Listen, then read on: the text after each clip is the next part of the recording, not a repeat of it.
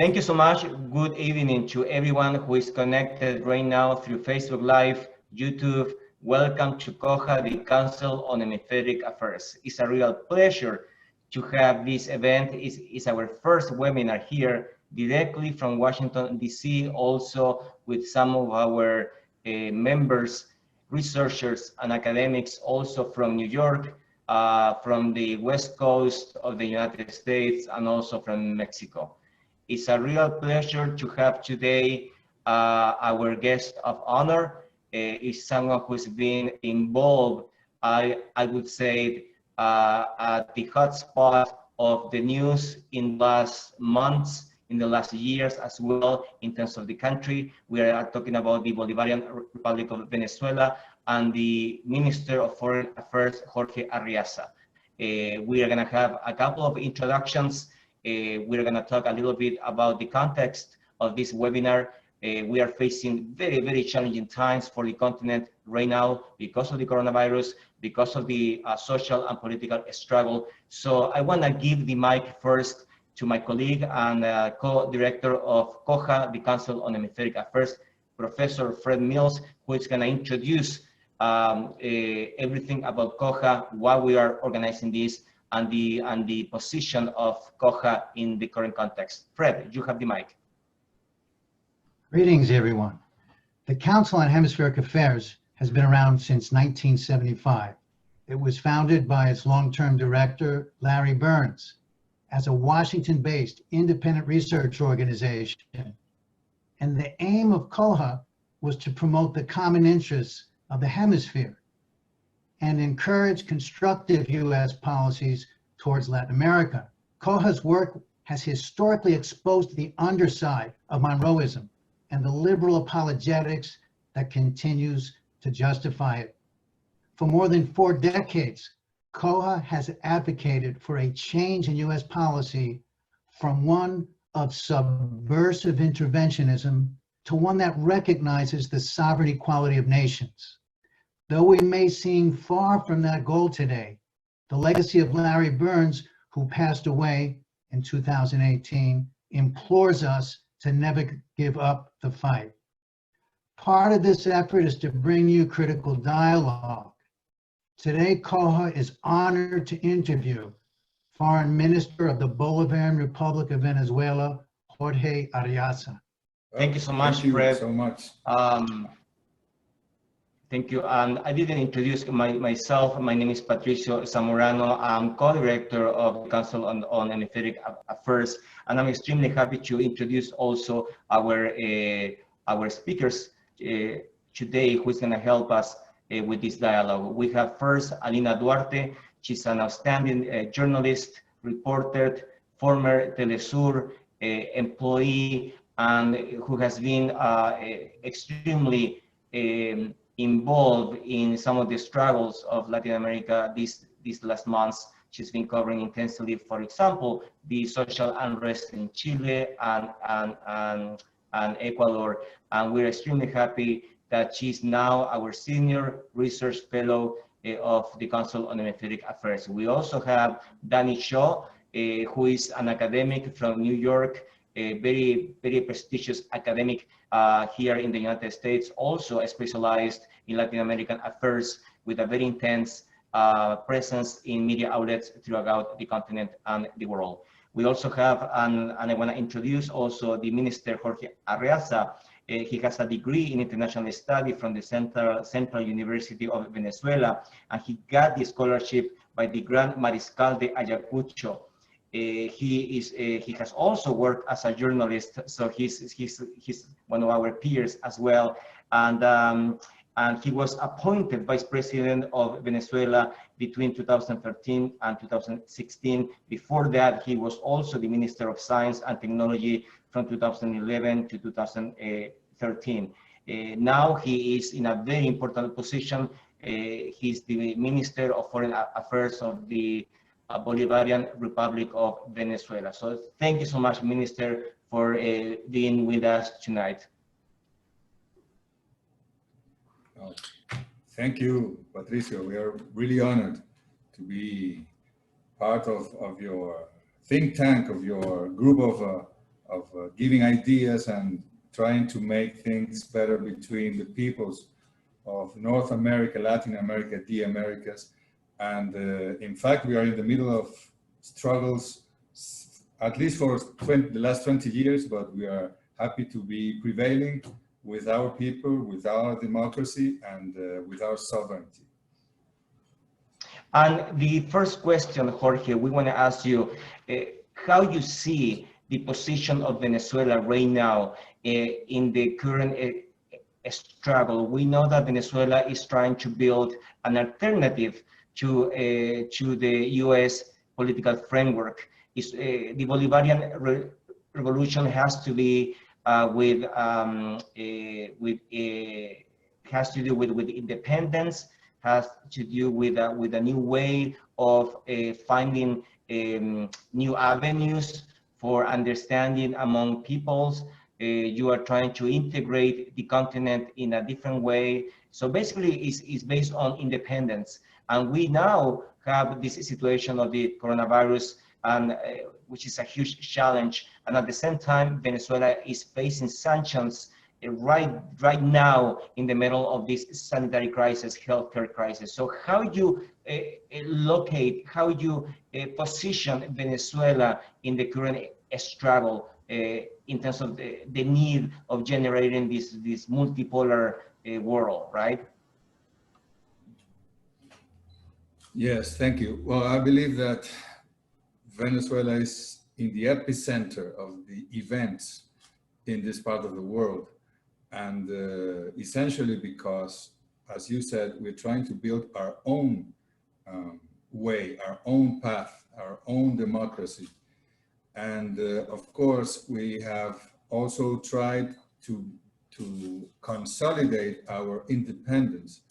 Before the Bolivarian Revolution, Venezuela was turning into a new colony of the United States. The Venezuelan oil, petroleum was almost all for the US and at a very cheap price.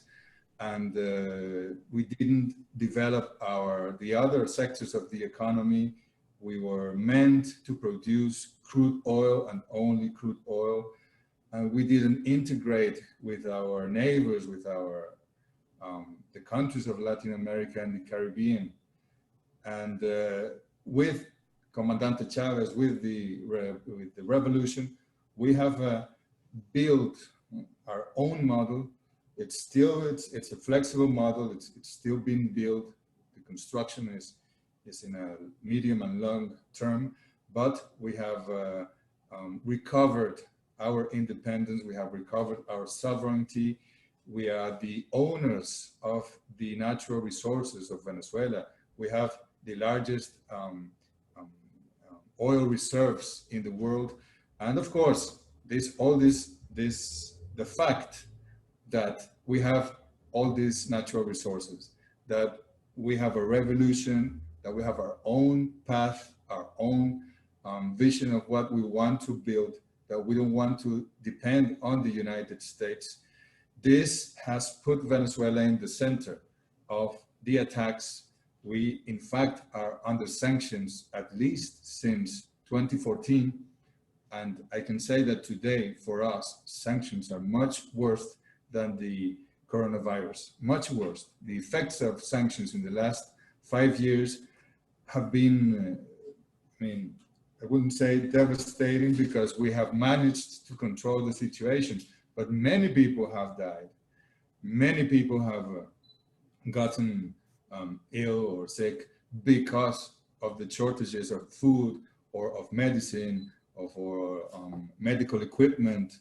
And it's been hard when you cannot use the banking system at all, when you're persecuted, when your money, the money of the Venezuelans, of the 30 millions of Venezuelans, is persecuted, or it's freezed, blocked all around the world, and you cannot buy medicine for your people, or you have to, as we have done, and President Maduro has done well in this, we have learned to do or to manage new ways, but it's not easy. It's not something that you can create from one day to the other. we have the Cuban experience, we have the Iranian experience, but for Venezuela, which, as I said, we were a new colony from the United States until the year 1999, trying to face the world with other allies, with other ways of doing things, with all the power of the United States, with all this maximum pressure strategy against our people. Well, it's difficult, but we have managed, and we are prevailing. We are winning this battle, which is the most important lesson that the peoples of the world can learn. We are in the axis of resistance, and we are not only resisting, but we are also constructing. We are building our own model amongst all the Venezuelans. Thank you so much, Jorge. We also want to recognize the presence of Carlos Ron, who is the Vice Minister for North American Affairs. Thank you so much, Carlos, for helping organizing this event. We want to give now the mic to Professor Shaw. He has the first question of the night for you. Good evening, Minister. We'd like to ask you, could you bring us up to date right now? The 5 Iranian tankers are close to Venezuelan waters, and we know the Trump administration is doing everything to prevent their arrival in Venezuela. Could you bring us up to date with that situation and how it's playing out? Yeah, because of the sanctions, because of the blockade, we are having very difficult times with the shortages of gasoline in Venezuela for the industry, but also for the normal people, their cars, their transportation. It's difficult. So the United States is blocking not only our money, freezing the money, but it's threatening all the companies that can sell gasoline to Venezuela or the spare parts in order to repair our refineries and be able to produce our own gasoline, as it has always been that way. So there are other countries in the world, other regions. Iran is not only our friend, our ally, they are part of the OPEC, so was we from the first day, from the foundation, and we are doing a legal operation, buying gasoline for our people, especially during the pandemic, during the coronavirus. We need transportation. What happens if someone is ill and you cannot get to the hospital in time? So they die. So we need this to be solved as soon as possible. So we bought gasoline from Iran, and these 5 tankers are coming.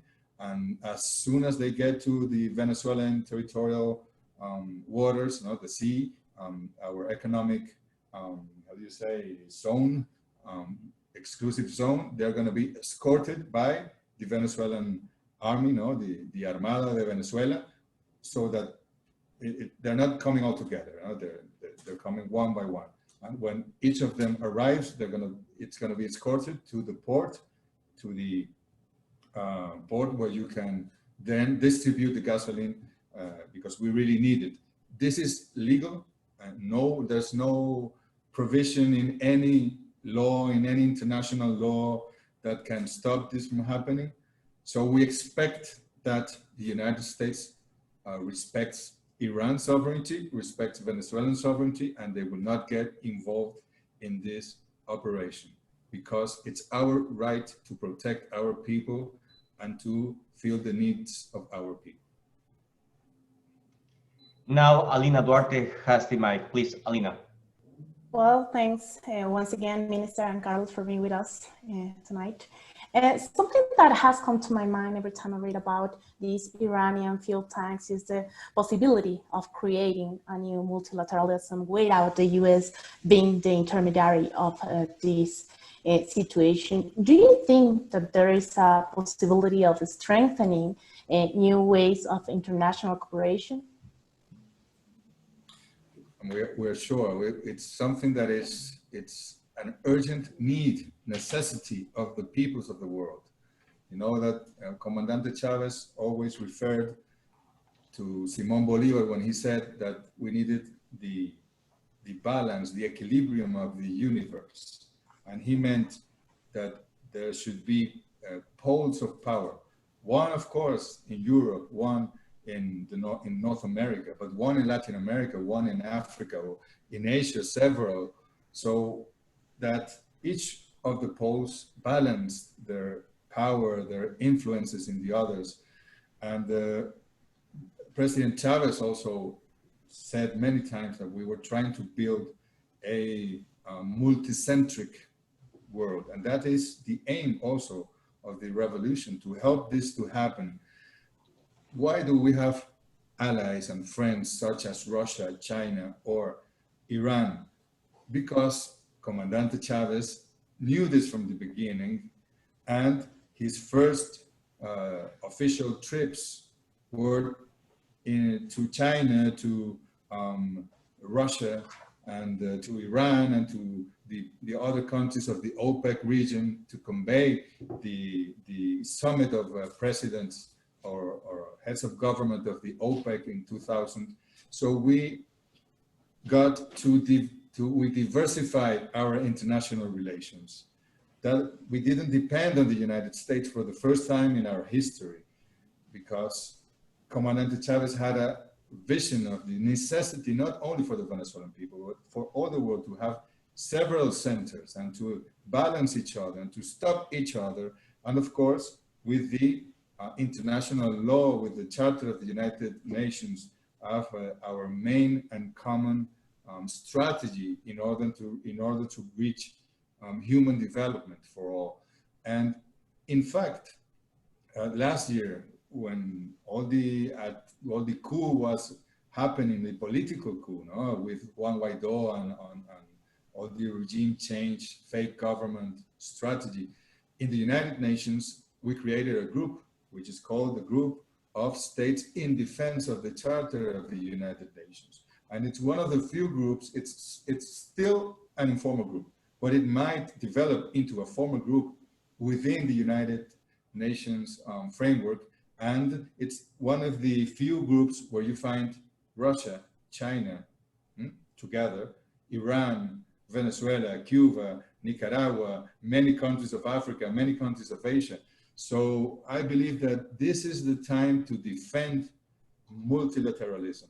We cannot allow Mr. Trump, or if it were another leader of another country, to destroy what has been built for 75 years. 75 years ago, the Second World War finished. The Soviets overthrew Hitler, and the Americans also through France helped for that important victory, and the atomic bomb in Japan, and all what the humanity suffered during those years. So we built another way of relations between the peoples, between the states, between the governments. So of course this has to be always updated, no? The way in which we relate, but that's what we have, and we have to respect it. And we cannot allow a country to impose. We need, for the international law, we need the empire of the law, of the international law, not the law of the empire of the United States. So that is something that we have to work together on, and it's something that we are achieving step by step. Thank you, Alina. Thank you. Dan has the mic. Minister, as we know, the American people are constantly blockaded as well in terms of the information that they can receive.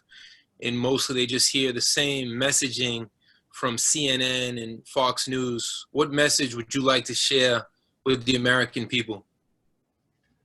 Well, first of all, is that we respect and we love the people of the United States of America. We believe that the people of the United States are the first victims of imperialism. And we believe that we have a lot of things, of goals that we share, and of sentiments, of feelings that we share as peoples of this continent, of America. And second of all, that of course, you have to understand that the elite that rules, that governs in the United States, that complex, that military industrial complex, which now is technological and financial, wants to have control of the Venezuelan resources in order to feed the model of the capitalism model in the United States and in the north of the world. So it is these corporations with the political face of the White House that want to have control of our resources, of our sovereignty, and we will not allow that to happen. So the United States people have to understand that we are friends of the United States people, but we are not friends of the United States government. We want your government to respect Venezuela, to comply with international law. We would like to have investors of the United States. We still have Chevron, a very important company, but because of the sanctions of the United States, now Chevron is almost leaving the country. So we would want to have a good relationship with Washington, where we can respect each other. We have differences, lots of differences, but we can work together. But if what the United States wants is to overthrow our government, to impose a government of neoliberalism, if what the United States wants is to planify, to design military operations with mercenaries against our country and fund those operations with Colombia, with the complicity of Colombia, then it's going to be difficult. We have always called the United States Congress, the United States executive branch of power to rectify, to respect Venezuela, to respect Cuba, to respect Nicaragua. But until now, this has not been, we have not achieved this goal, but we'll try to do it. But we don't want soldiers of the United States dying in Venezuela. And of course, we don't want soldiers of the United States to kill Venezuelans. But if the US were to invade our country with their military force, we will respond. We know how to respond.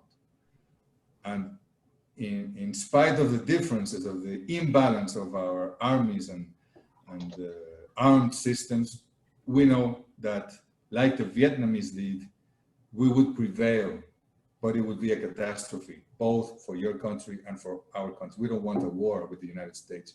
We don't want a war against Venezuela. We don't want sanctions. We want to be respected. But then we have to, I don't know through which channel, we have to build a different kind of relation with the United States. And I think that the people of the United States can do a lot on pressing your own government or next government to stop interfering in Venezuela and trying to control our people and our resources, and to stop a war in our hemisphere.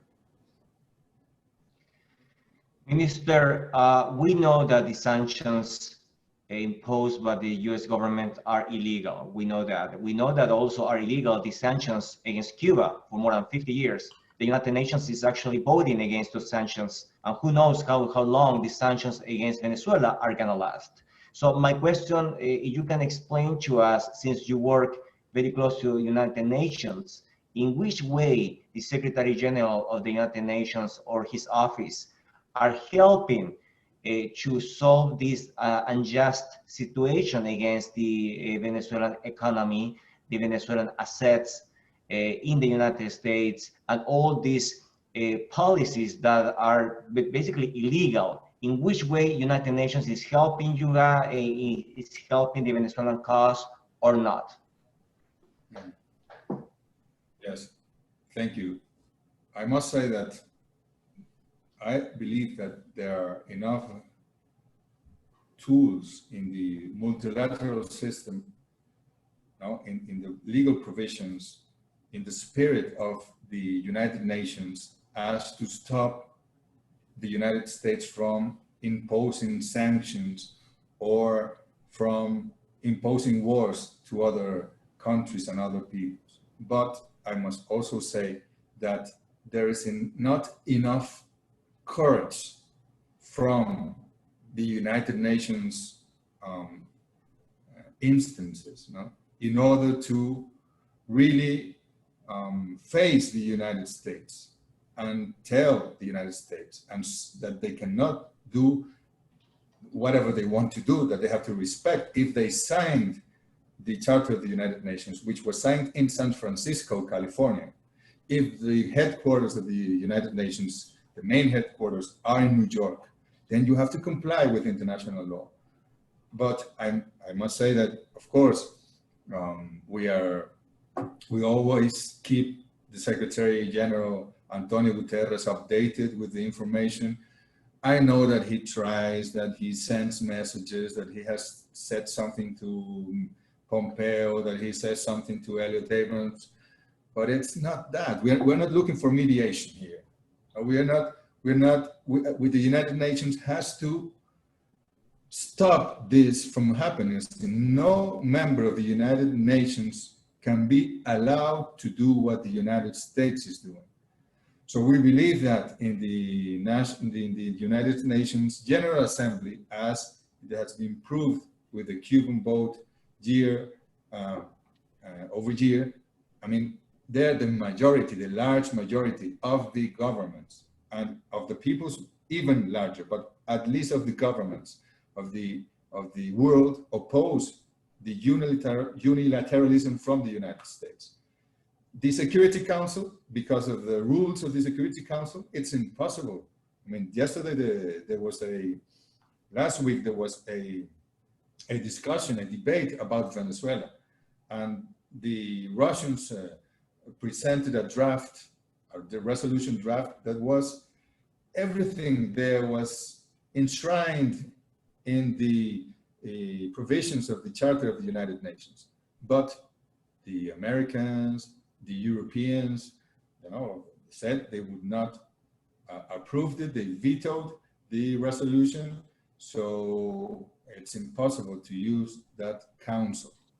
We have the support of China. We have the support of Russia, especially, and other non-permanent members of the Council of Security of the United Nations, the Security Council. But it's useless when you have this veto that allows things what happens in Palestine, and the United States and Israel do whatever they want against the resolutions of the own Security Council of the United Nations.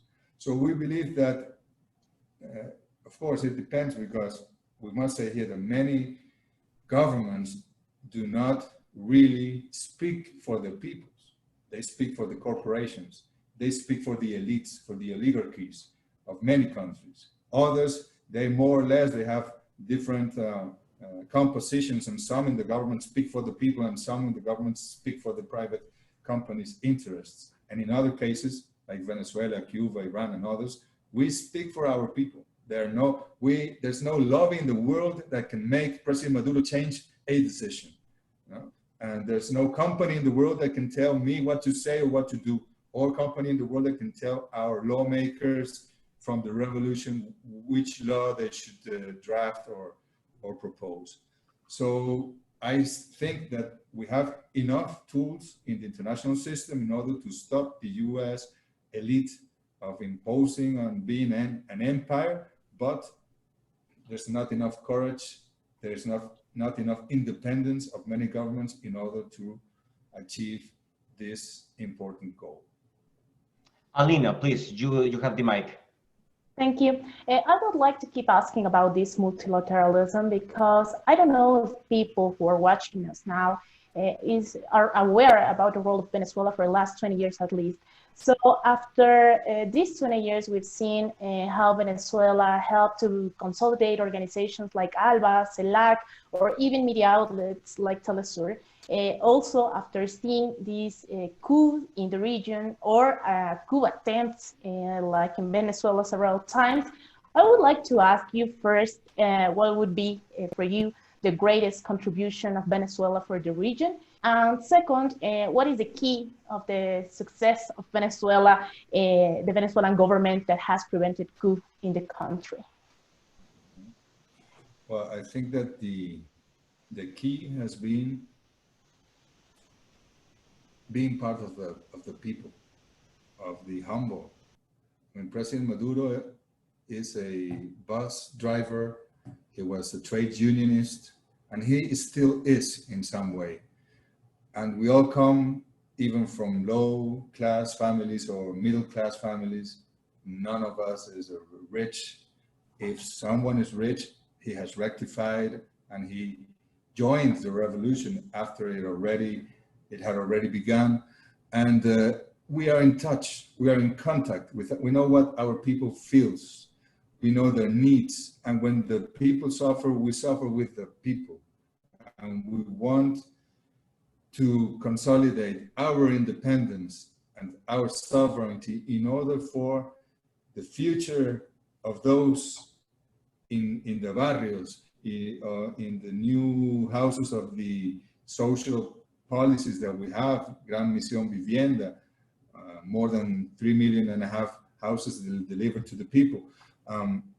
We are sure that we not only represent, but we speak for our people, and that no one controls, apart from the Venezuelan people, nobody influences the decisions in Venezuela.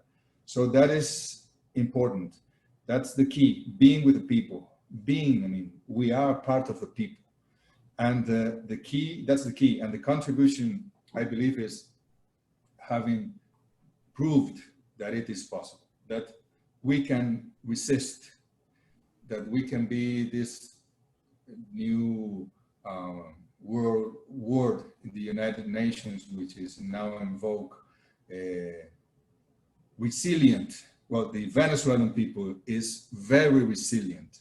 We know how to resist, but we know at the same time how to adapt and how to advance. We are not only in a defensive position, we are defending ourselves, but in an offensive position as well.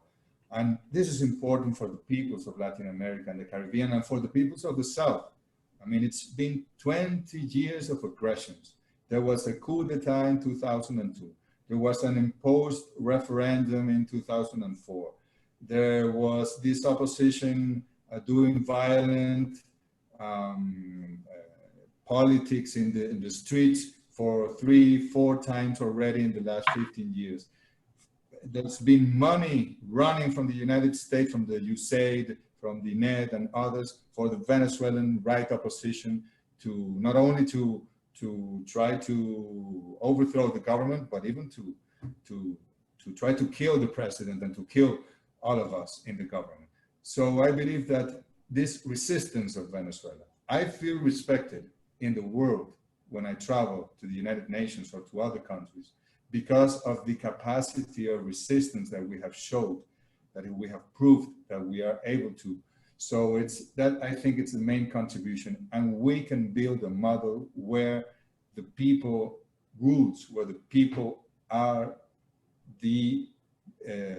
those who decide, and not the bourgeoisie or the companies or the corporations. I think that is the main signal that we have given the world. Thank you, Minister. We have now a question from Professor Shaw about the refugees. Minister Arreaza, how is the Venezuelan government reconciling the return policy for Venezuelans abroad in the neighboring countries with the fact that some of these returnees could be and are positive for COVID-19 and the risk that this represents to Venezuela? Yeah, that's a difficult issue. In the last 4 years, the figure is not very clear, but it's around 2 million Venezuelans fled because of the sanctions, because of the aggression, because of the economic issues. There are no refugees, that have sought for asylum or that has no sense. Nobody is persecuting them. We are not after anyone here for political reasons. They can come and go whenever they want. They are migrants, economic migrants fundamentally. And well, since last year, we have noticed that there are thousands, tens of thousands of Venezuelans coming back to Venezuela, especially when the social unrest in Ecuador, in Chile, and the effects in the region and they have been segregated, they have been discriminated. There's xenophobic behaviors against the Venezuelans. There have been almost even treated as slaves in some countries.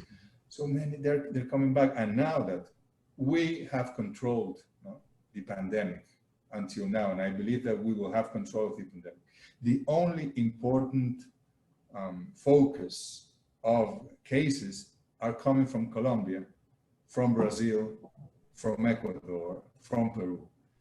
The Venezuelans, yesterday we had 70 positive cases reported. The day after yesterday, the day before yesterday, 77. And out of the, at least 65 out of the 77 came from Brazil or from Colombia. So it's not national cases, communitary cases. We are importing those cases that come with the Venezuelans. We have to open our, I mean, it's their country, it's their homeland, so they are welcome back. But I'm talking here, Daniel, it might be when the confinement, when the quarantines are lifted, we will be receiving tens of thousands of Venezuelans daily.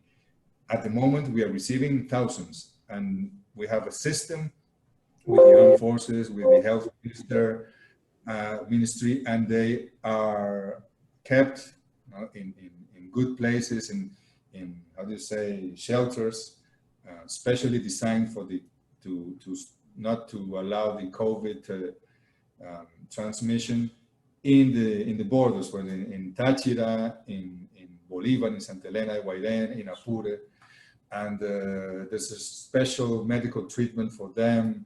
They have to be there for 2 weeks.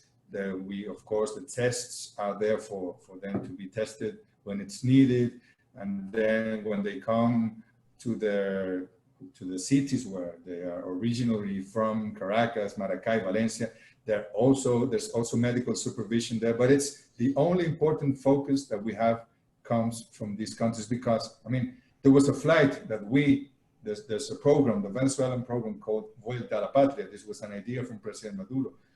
With our airplanes from Conviasa, our airline, we send these flights to Peru, to Ecuador, to Chile, to Argentina, absolutely free, to bring Venezuelans back.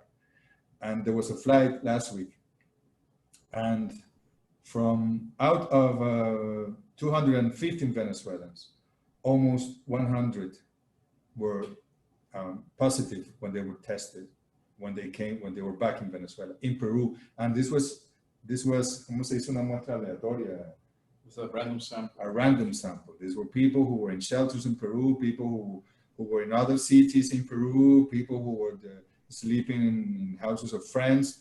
I mean, almost 50% of the passengers in the flight were positive for COVID-19. That means that in Peru, almost half of the population.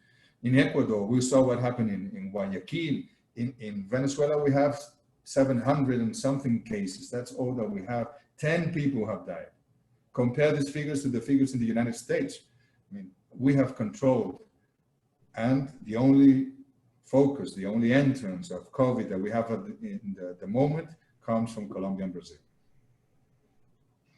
Thank you, Minister. We want to ask you, we're going to change a little bit this subject, because you know that what happened 3 weeks ago, we have a very serious situation. A paramilitary unit tried to invade in a very naive operation. We have to admit that it was not really an actual invasion. It was just a group of people trying to penetrate into your country. It was a huge failure, but more than the actual technicality of the failure, it was also a political failure, right? We know that Venezuela is under attack. We know that all the people involved, Juan Guaidó, JJ Rendon, a lawyer, a mercenary from Florida, all people who sign papers, sign contracts, everything is proof, is transparent. It's impossible to avoid the actual information is out there. Juan Guaido was thinking about paying more than $200 million to this mercenary, a retainer of $1.5 million. $50,000 were sent to this Jordan Woodrow, the CEO of this mercenary company. All those facts are real. We know that. So what's gonna be the next steps? You have two former military officers of the U.S. Army arrested right now, and you also have Juan Guaido walking free in the United States with complete impunity. So what's the situation from your government from a legal point of view? Mm-hmm. Thank you, Patricio. See, it was in fact an unusual operation, but we cannot take it for granted because there were mercenaries from Venezuelan soldiers that defected the armed forces last year. Also from the United States, they were trained by a company, Silver Corp, from Jordan Goudreau, who is, he was born in Canada and he served as a reservist in Canada, but then he changed his nationality. He became North American and he served in the army. There was more behind what happened. Maybe we just saw the, how do you say, the punta del iceberg? The tip of the iceberg. The tip of the iceberg. And maybe, of course, they were expecting more support in Venezuela. But you see, the aim of those two Americans that are now imprisoned in Venezuela, they are on the judicial process already, was to secure the two airports, the main international airport here in La Guaira and the only airport that is in Caracas, in the city, as the capital of the country. And this was to extract Maduro, dead or alive, our president, and Diosdado Cabello. So it was a surgical operation. It was not an invasion. No? After you had Maduro, dead or alive, in your hands, maybe the invasion would actually begin. Because if by some way Juan Guaido were to get to the presidential palace and ask for the United States to help him, to stop the Chavistas, to stop the people, to stop the armed forces that would have responded to that aggression, then we could have faced a war, a civil war, an international war. We don't know where it would have ended and started. So it was a very dangerous operation.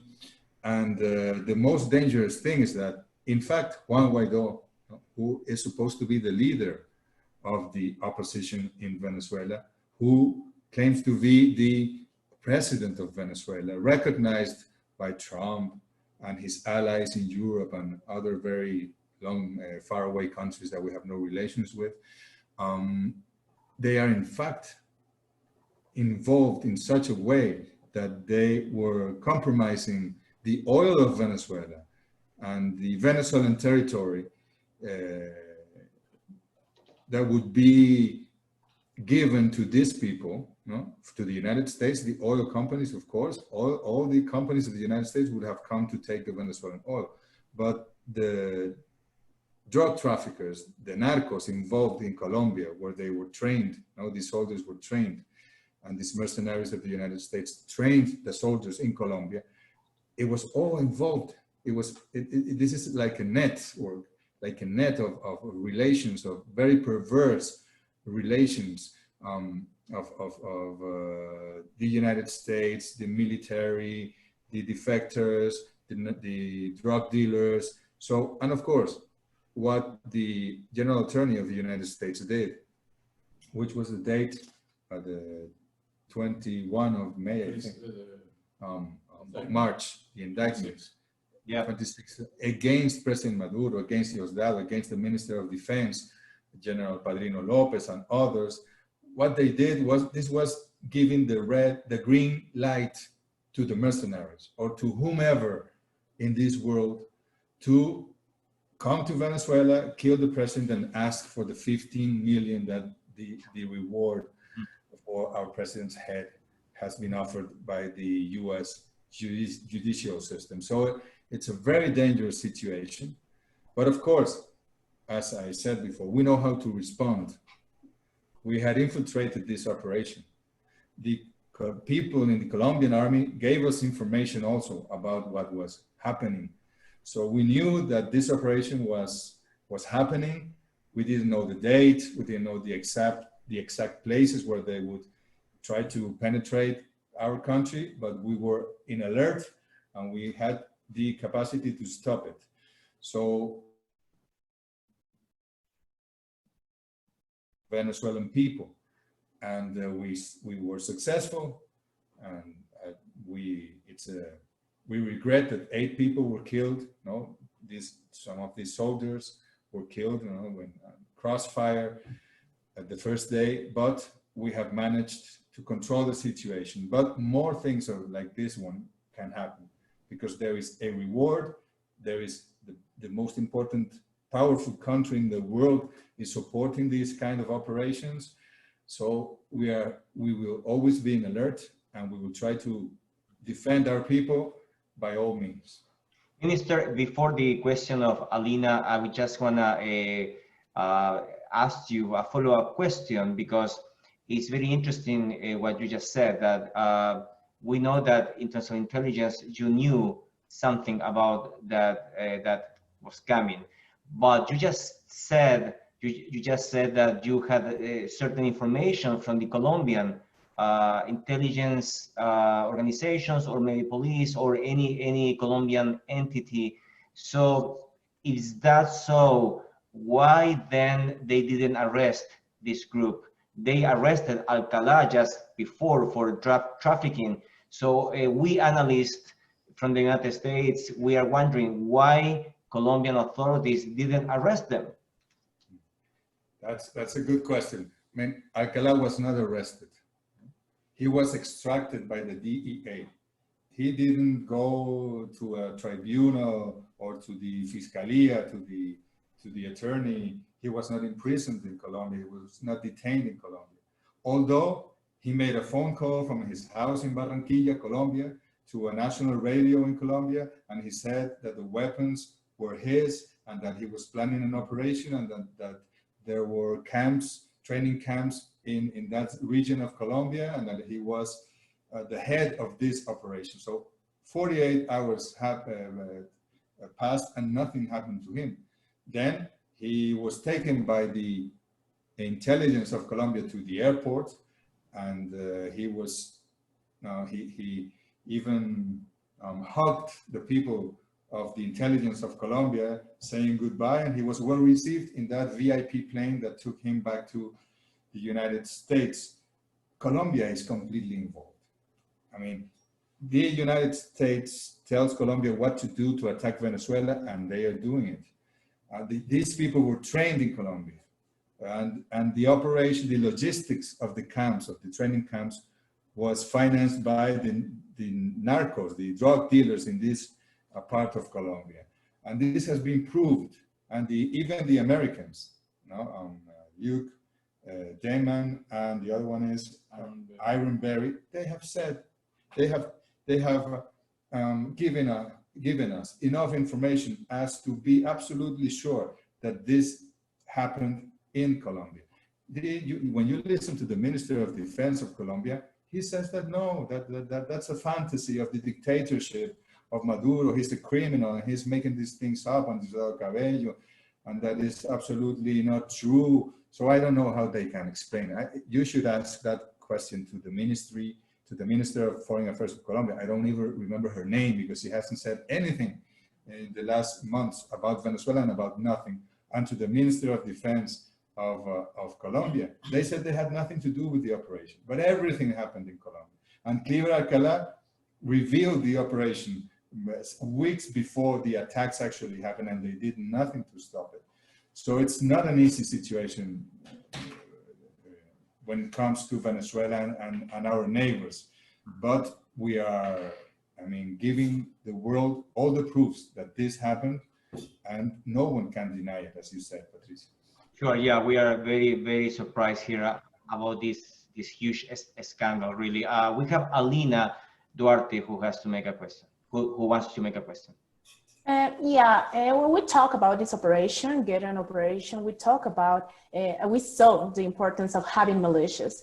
And I'm thinking about the declarations of former Bolivian President Evo Morales, who said that if they would have had militias in Bolivia, maybe the coup wouldn't have success in Bolivia. So Venezuela has them. What was the role of the militias during this operation, and what's the role in general of the militias nowadays in Venezuela? Yes, Alina. In fact, one of the main principles of the Bolivarian Revolution is the Unión Cívico-Militar, no? The union of the military and the civils in our country. We have learned a lot of the structure and the ways that the military work upon. And they have also united with their people. Before the Bolivarian Revolution, when I saw a man with a military uniform, I crossed the street and I was afraid of them. Before Chavez, we had like an occupation army in Venezuela that did what the United States and what the elite in Venezuela told them to do. Now we are together. They are part of the people. The Venezuelan armed forces are part of the people. But of course, when you have to defend your sovereignty, you need more than the formal armed forces. The people have a role. Our constitution obliges us to defend our homeland. So we also organized the reserve, the militias, and so it's over 3 million militians already. They don't all have weapons. They know what they have to do when it comes to an invasion, when it comes to defending their homeland. And we saw it, what happened in Sepe or in Chuao, where the 2 Americans were detained, not by the armed forces, but by the people, the fishermen and people of the militia who are fishermen, because anyone can be part of the militia. And you saw the photographs of these 2 people and other Venezuelans, but these 2 Americans lying and being, how do you say, tied, como la caña de pescar, with the fishing, fishing rope. So that the Venezuelan people is also aware that they have to defend with the instruments that we have. If you have a gun, it's with a gun. If you have a missile, it's with a missile. But if you have a knife or a broom, then it's with a knife or a broom. But you have to defend the Venezuelan people and defend our existence in this world. Thank you so much. We have a question, I think, from Dan regarding the legal situation of Juan Guaidó. Dan, please. Minister Arreaza, what is the legal status of Juan Guaidó? Because we, of course, know that this is not his first rodeo with coup d'etats against the democratically elected government. What is his legal status as of right now?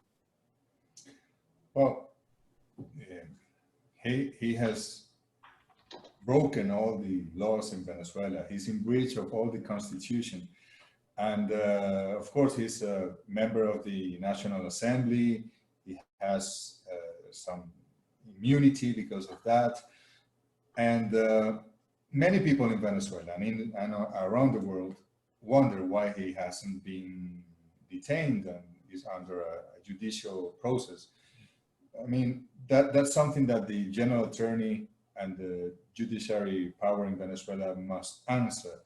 But all the Venezuelans, even those who used to support him, are aware that he is even involved in attacks against the Venezuelans. He is behind the sanctions, the last rounds of sanctions against Venezuela, and the difficulties that we can be suffering. He is also responsible for that.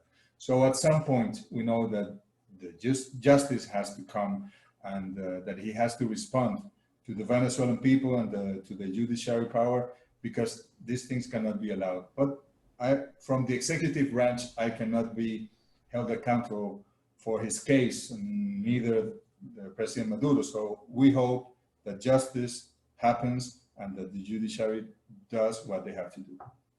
Minister, we are here in COHA, we are analysts. We analyze what's going on in the Americas, trying to establish bridges of understanding between the United States and Latin America and everything. But we would love to invite you to be our analyst as well and tell us what's going on with Juan Guaido right now, because we know, and that's our academic thesis, that Juan Guaido represents a very specific and narrow spectrum of the Venezuelan opposition, basically in Florida or basically in conservative circles of power in Washington. But we know that there is a big, moderate, constructive opposition in Venezuela trying to negotiate with the government, trying to establish a bridge of dialogue as COHA is trying to do between the United States and Latin America. So could you please tell us, what's your analysis of the position of Juan Guaido right now versus the constructive opposition that you have there in Caracas and in the rest of the country?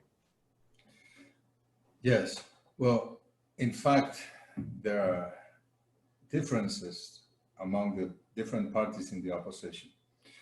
Juan Guaido belongs to Voluntad Popular. His boss is Leopoldo Lopez, who is the most violent figure of the opposition. But at the same time, because Guaido and Voluntad Popular and Lopez have the support of the US government,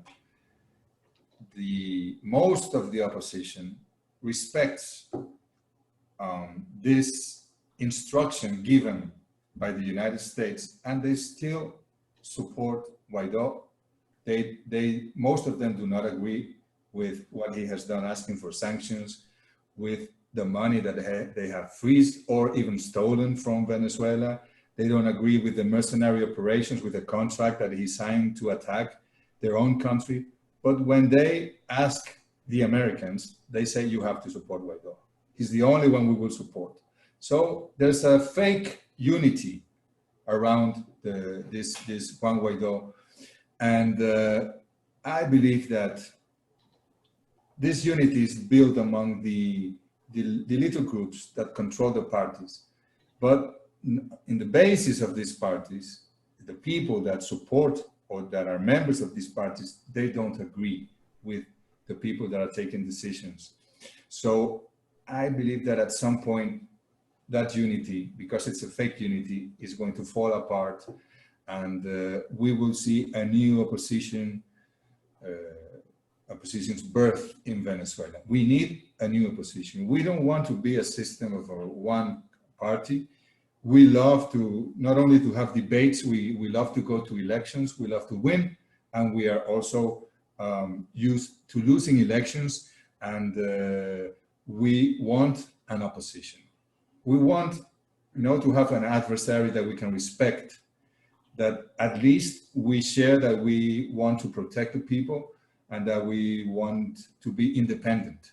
Then if they believe that this may happen with capitalism and with the IMF and whatever, that's their position. The Venezuelan people will choose when they go to the elections, but we don't have that. We have an opposition that is subordinated to the United States, subordinated to President Trump, and that is not possible because that is going against your own people. There's another small group of the opposition, Claudio Fermín, Timoteo Zambrano, Henry Falcón. It's not so small, but they are isolated by the other opposition. No, Guaido doesn't listen to them. Much less the Americans will listen to them. But I believe that they are like the seed of a new opposition that we need as a country, as a society. And I hope that that happens. But they have to definitely abandon Guaido, and they have to understand that we cannot confront through violent means. That's why we have ideas to confront with, and the ballots and the votes to confront with. And we are almost closing the night, Minister. We want to ask you, how do you see the future? Venezuela is struggling, is surviving amazingly with all these attacks, but we have a virus crisis. And we also have a very interesting new wave of progressive governments that are actually returning to the sphere, to the political arena. How do you see the future in the new context for Venezuela? For the future for the world is going to be different after these circumstances, this coronavirus. I think that the peoples, the human beings, are rethinking, are reflecting about humanity and the system that we have organized, and how we need strong states. I'm not saying that there should be socialism all over the world and only one, and the state controls everything. No, that's not even what we are proposing for Venezuela. We're proposing our socialism where the state is the main actor, but it's not at all the only actor of the society.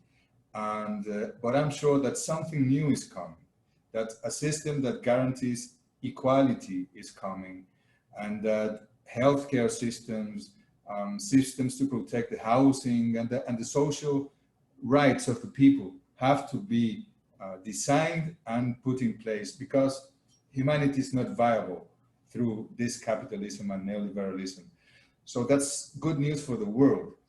And of course, when these things are built, all the contradictions also happen, and a lot of battles, struggles coming and going. This is usual. No? This is the basic Marxist analysis of reality, and we're gonna witness that as well. For Venezuela, I am sure that our future is gonna be luminous, because all the sacrifice that my people has done, I admire the Venezuelan people, and all the sacrifice that they have been through in the last years, we are gonna have good results of that. We are going to consolidate our model. We are gonna have a new opposition. We are going to restore our economy. I am sure that with or without sanctions, we will learn how to recover our different economic sectors. And I am sure that you're going to be surprised. If you were to ask, if you had asked me this question 3 years ago, it was different to believe that we would be in power 3 years after. But we are not only in power, we are in a much better situation than 3 years ago, 2 years ago, and 1 year ago. And this is going to be happening. We are going to see a strong Venezuela. We're going to see a united Venezuela, and the world is going to respect Venezuela. And we will see a united Latin America and the Caribbean. And I really hope to see a united, that's how you call it, the hemisphere. I don't believe in the word hemisphere. That's something for the debate of COHA. No? I believe this is a continent, and there are two clear Americas, North America and Latin America and the Caribbean. But I am sure that we can have a good relation as Latin Americans and Caribbeans. We can have a good relation with North America. When the people of North America take the decisions, when you are able of changing the system, when the plutocracy of this industrial economic complex that rules in the United States is broken, and maybe these circumstances of the coronavirus are useful for that to happen. When there is a real democracy in the United States, when the people of the United States will take the decisions in your country, I am sure that we will have an excellent relation between the two Americas, and that we will have an excellent relation between all, and we can unite. I am sure that's going to be the future. It's not going to be easy. There's people that will fight, more sacrifices. Many people might die in these struggles, but most of us will be much more better off in the following years, because I am sure that we are in the right path. We are in the right side of history and humanity. Thank you so much, Minister. We really appreciate your time. Professor Mills will close the night. Before that, I just want to thank our senior research fellow, Alina Duarte and Danny Shaw. We also have some editorial board members. We have Roger Harris, Jill Clark, and William Camacaro from Venezuela as well. Thank you so much for your presence. And thank you so much for the thousands and thousands of people who are watching us right now. Professor Mills, please close this beautiful event that we had with Minister Jorge Arreaza. Thank you so much, Minister. Yeah, this was a very informative interview tonight, and I think that it will enlighten many people because of the variety of issues covered. The Council recognizes that we already live in a multipolar world, and that the attempt of the United States to rehabilitate Monroeism, to seek to reimpose its hegemony on all of Latin America and the Caribbean at a moment when a pandemic is sweeping over the region and hunger has already arrived on the horizon, is really unconscionable. And so we're going to continue to advocate for a constructive relationship that recognizes the sovereign equality of all nations in the global north and the global south. And we think that dialogues like this can make some contribution to help us get there. Thank you very much, Minister Jorge Arreaza. Thank you. Thank you, and good night to everyone.